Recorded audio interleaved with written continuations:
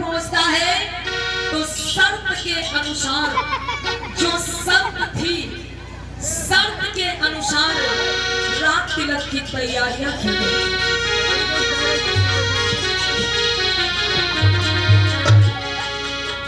मंत्री जी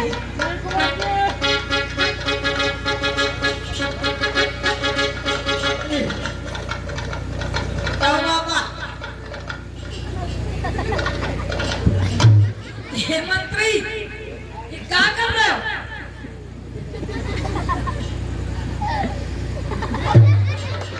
मंत्री जी, ए मंत्री जी, अरे अगर कहीं ये नाराज हो गए और मेरा रात तिलक करने को मना कर दिया तो तुम्हें पता है क्या होगा? जाओ जल्दी से व्यवस्था करो, जल्दी से तैयारी करो।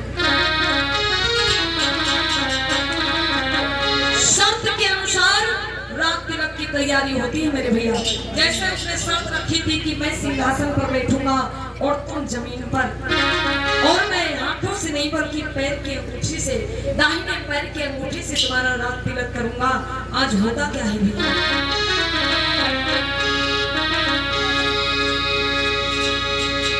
कि वो खुद सिंहासन पर बैठा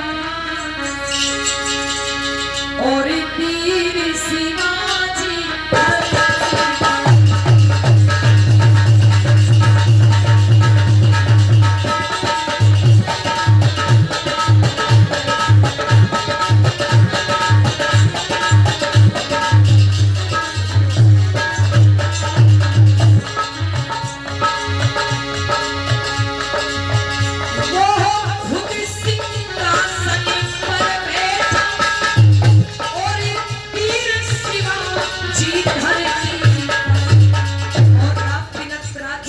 करने लगा है भैया। कैसे?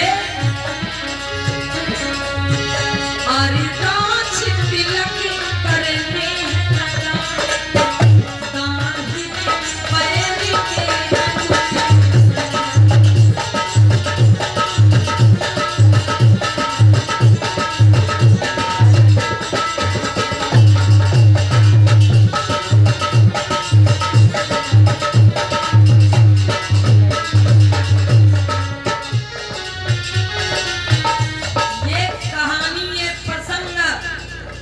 इसलिए आप लोगों को दिखाया जा रहा है कि वो मनवादी लोग जो अपने आप को बताते हैं कि हम ब्रह्मा जी के मुख से पैदा हुए, अपने आप को ऊंचा बताते हैं, लेकिन हमारे पुरखों का इस तरह से अपमान किया। आप भी अगर आपका खून ना खोले मेरे भाई तो फिर कभी भी आप आगे नहीं बढ़ पाओगे, ये समझ लेना।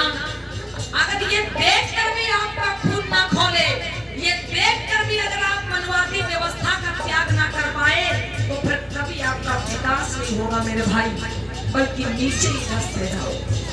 देख लीजिए अपने आंखों से कि आपके पुरखे इतने वीर, इतने बहादुर होते थे, लेकिन फिर भी उनके साथ में ऐसा व्यवहार करते थे ये मनवादी लोग।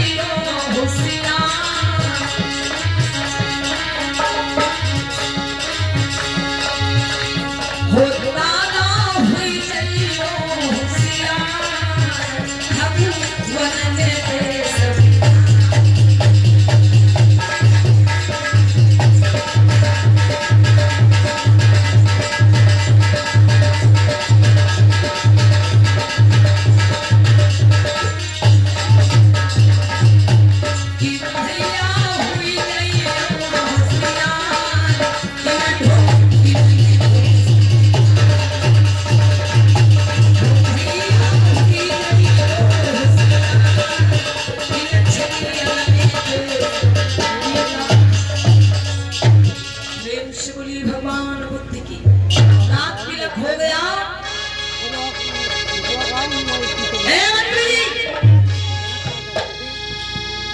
कहाँ जा रहे हो? मेरा रात तिलक हुआ है। अब शर्त के अनुसार यहाँ पर कोई व्यवस्था नहीं कर सका, तो कम से कम पुष्प तो ले आओ।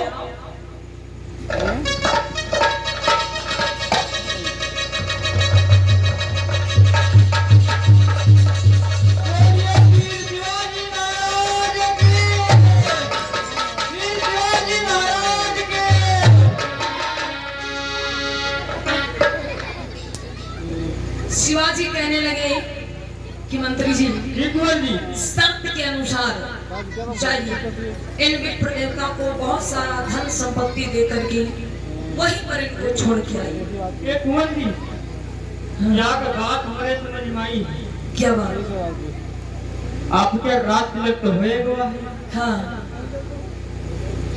आपके धनो बची जाई, अब हमारी मेहनत बच जाए, लग जाए।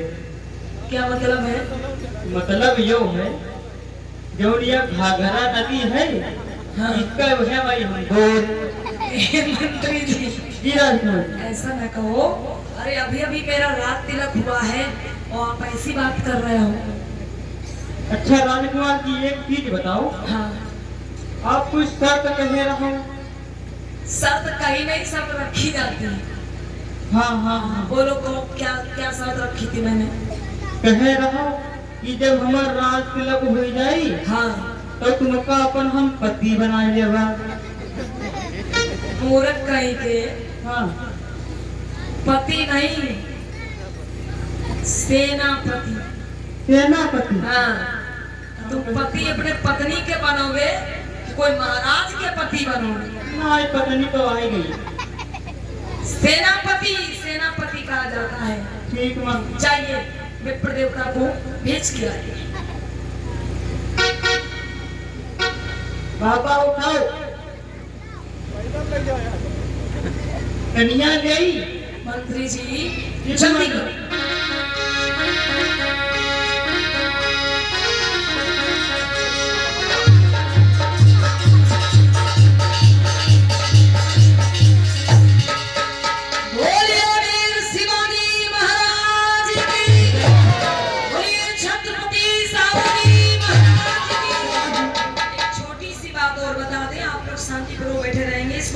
समझेंगे।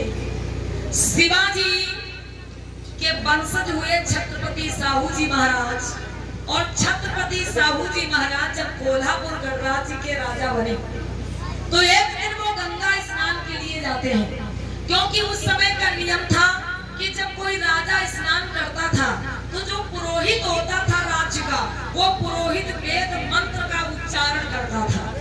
लेकिन साहू जी महाराज ने क्या देखा कि ये जो पुरोहित है ये वैदिक मंत्र का उच्चारण नहीं कर रहा है, बल्कि पुराणों की मंत्र का उच्चारण कर रहा है। तो साहू जी बोल पड़े कि अरे विप्र देवता, पुरोहित जी, राजा के स्नान के समय राजा जब गंगा स्नान करता है तो उस समय वेद मंत्र पढ़ा जाता है, पुराणों का मंत्र नहीं पढ़ा जाता है।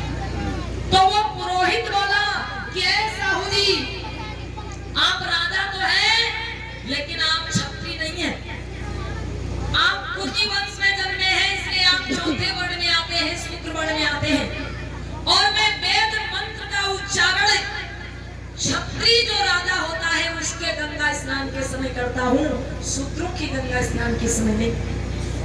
साहू जी ने जब ये बात सुनी तो उन्हें बड़ा दुख हुआ और अपने महल में आए तो जो बड़े बुजुर्ग थे उन्होंने बताया कि साहू जी आपके साथ तो कुछ भी नहीं हुआ, लेकिन आपके दादा के साथ में इन लोगों ने क्या किया था आपको पता है? तब बड़े बुजुर्गों ने साहू जी महाराज को ये शिवाजी महाराज के राज्याभिषेक की कहानी सुनाई कि तुम्हारे दादा शिवाजी महाराज का जब राज्याभिषेक हुआ था तो एक विप्र ने अपने दाहिने पैर के अंगूठे से उनका राज्याभिषेक किया था। जब साहू जी महाराज ने ये बात सुनी तो उसी दिन अपने राज्य से पुरोहित पद को ही बर्खास्त कर दिया। साहू जी महाराज ने अपने राज्य से पुरोहित, नहीं तो हर एक राजा का एक पुरोहित होता था। आप लोगों ने कहानियों में पढ़ा होगा और देखा भी होगा फिल्मों के माध्यम से, नाटकों के माध्यम से, कि वो जो बताता था राजा वही करता था।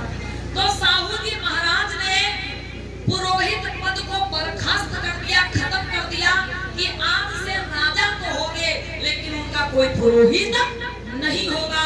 ये व्यवस्था कायम की, लागू की छत्रपति साहू जी महाराज।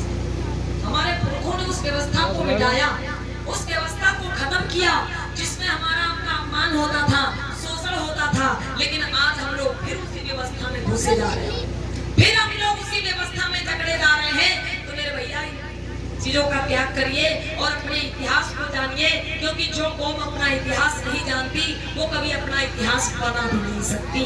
ये ध्यान रखना। प्रेम से बोलिए भगवान बुद्ध की।